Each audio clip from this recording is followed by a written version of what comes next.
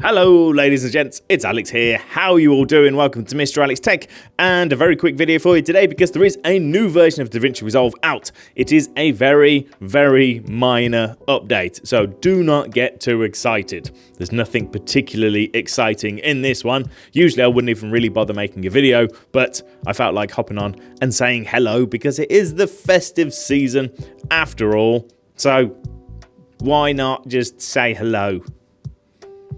Hello. Big thank you to Audio for sponsoring this very video. All of the videos I'm pretty much making in December, and they will be sponsoring the live streams as well.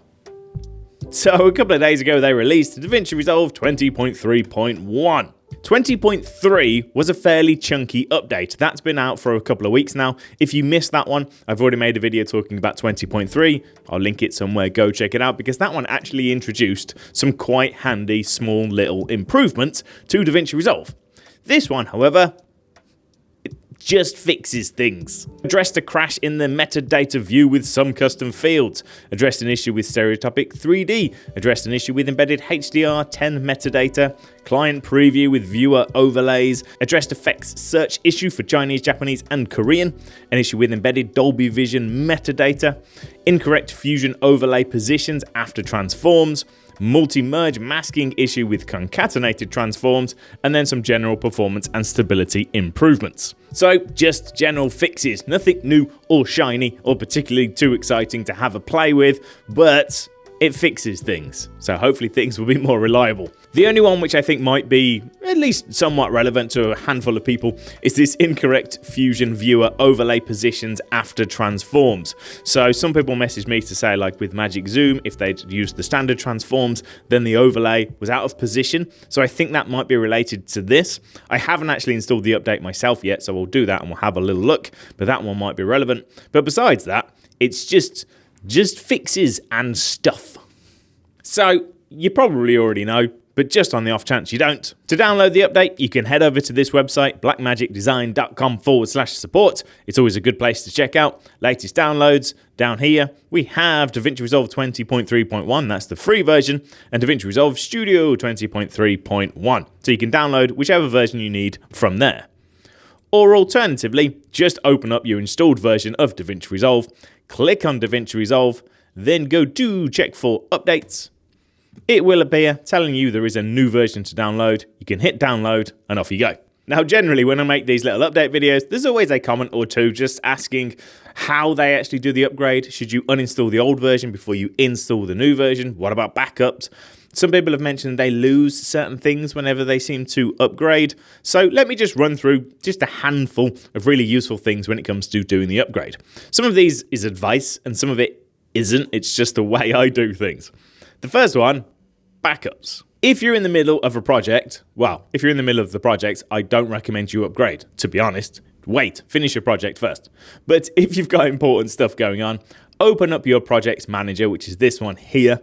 And then over on the left, you should see your project libraries. I've got my local database here. If we click on this little eye icon, it says details, and there is an option to back up. If we give that a click, we can choose a location for this backup. So we can put this wherever. We can put it on our PC. We could put it on an external drive. I'm just going to put it on my E drive. We can give it a name. We can click save. And that's just going to say this may take some time depending on the size of your library. Hit backup and it will just do a backup of your library. Now the library isn't media. It's not any of the actual clips. It's just basically the book which contains all of the individual projects. So if you back up the project library and everything goes horribly wrong, you'll still be able to get your projects back. So that's just really important. You may need to relink media, and if you lose the media, then you're screwed. But this will make sure that you don't lose those projects. So it takes seconds. Mine's already done. So it's worth doing if you are worried.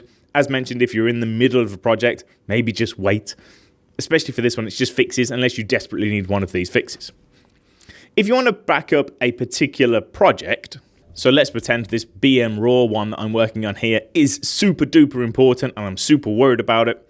If we simply right click, there is an option to export a project archive or export a project. Exporting the project will basically just export the DaVinci Resolve stuff. So anything you've done on the timeline, all of that information, all of the cuts you've made, all of the volume changes, all of the color grades, all of that individual things. It's a project. It contains all of that stuff, but it doesn't contain the actual media itself.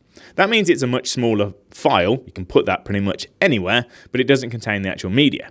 If we click on Export Project Archive, let's just choose a destination. Let's go with storage over here and hit save.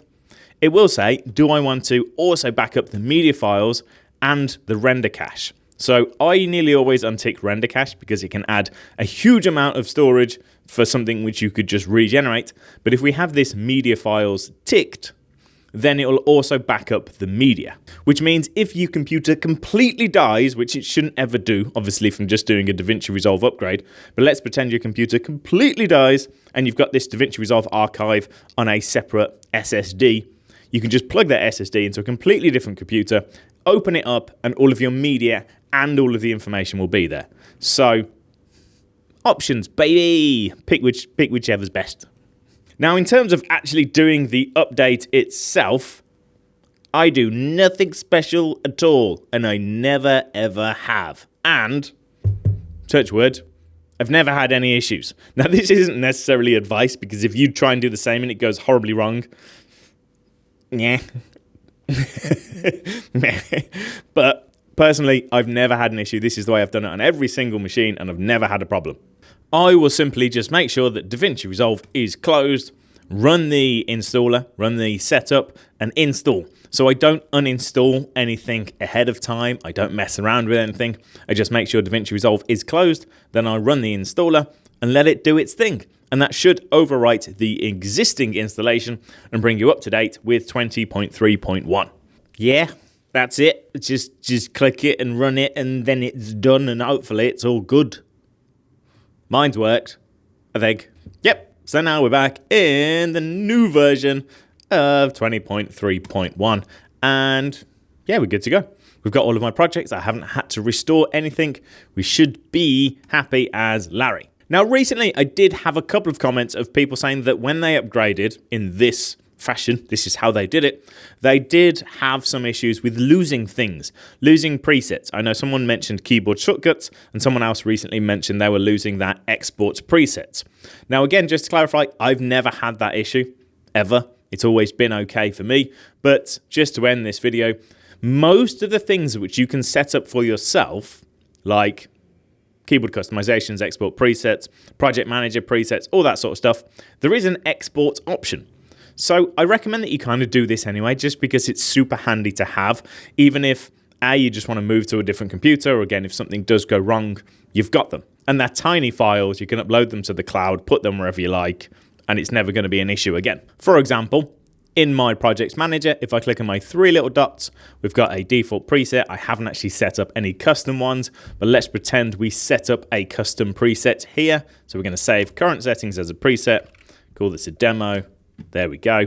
Click on the three little dots again. We've got demo. There is an option to export this preset. So if we've fully customized a project manager, we can export that preset. On a brand new computer, we could go three little dots, import preset. Keyboard customization. I've got my Alex new here, so this is one that I've set up, which I use all the time. It's only got a few small changes, but again, it would be annoying to have to redo it. I can click on my three little dots, and there is an option to export the preset. Alex new, I could export this preset. So it's worth doing. If you've customized it, just export it, so you've always got it just in case. And it's exactly the same with the deliver presets. So I do use a bunch of these. I've got one here called YouTube subfolder, for example. Once again, we can click on these three little dots above the render settings. YouTube subfolder, there is an option, export preset. There it is, YouTube subfolder render.xml. Put this anywhere I like. Let's just dump it on my desktop for the time being. There you go. And then I can click on the three little dots and we can import that preset to bring it back in. Again, not something I ever do, not something I've ever had to worry about, but if it's useful, there you go. So I need to make some more videos because I was meant to be doing a 12 days of Christmas and I'm a bit behind, so now it's kind of going to be 12 videos of December and some live streams. But there you go. Let me know your thoughts and feelings, anything you'd like to see. I've got ideas for stuff. Look, I've written stuff down and everything. But there you go. We'll catch up and we'll make some more content over the break. Thanks for watching. Take it easy. I'll see you in the next one.